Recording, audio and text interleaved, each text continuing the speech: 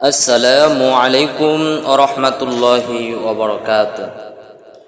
ছেলে সন্তান TV VCR দেখায় অভ্যস্ত হলে করণীয় কি? নামাজ রোজা করে না এমন লোকদের হাদিয়া ও ঘরে পাকানো খানা খাওয়া এবং তাদেরকে সালাম দেওয়া জায়েজ হবে কি না? আমার ছেলে মেয়েরা নামাজ পড়ে না, টিভিতে নাটক গান দেখে ও শোনে। নামাজ পড়ার জন্য এবং টিভিতে গান দেখা হতে বিরত থাকার জন্য অনেক দিন যাবৎ দাওয়াত দেওয়া হচ্ছে, কিন্তু কোনো কথা শোনে না ও মানে না। ছেলে মেয়েদের থেকে আমরা আলাদা হয়ে বসবাস করব নাকি তাদেরকে দাওয়াত দিয়ে দিনের পথে বলতে থাকবো?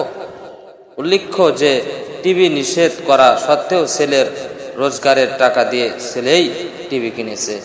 খবর ও অন্য ভালো শিক্ষামূলক অনুষ্ঠান টিভিতে দেখা যাবে কিনা?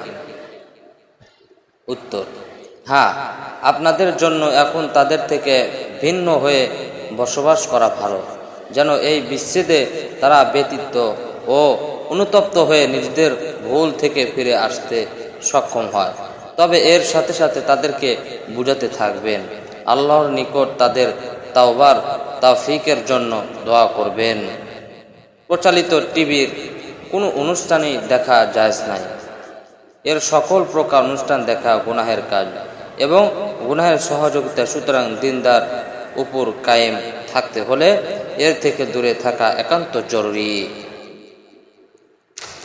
প্রিয় বন্ধুরা, মেহেরবানি করে ভিডিওটা শেয়ার করে দিবেন, অন্য মুসলমান ভাইকে দেখার সুযোগ করে দিবেন।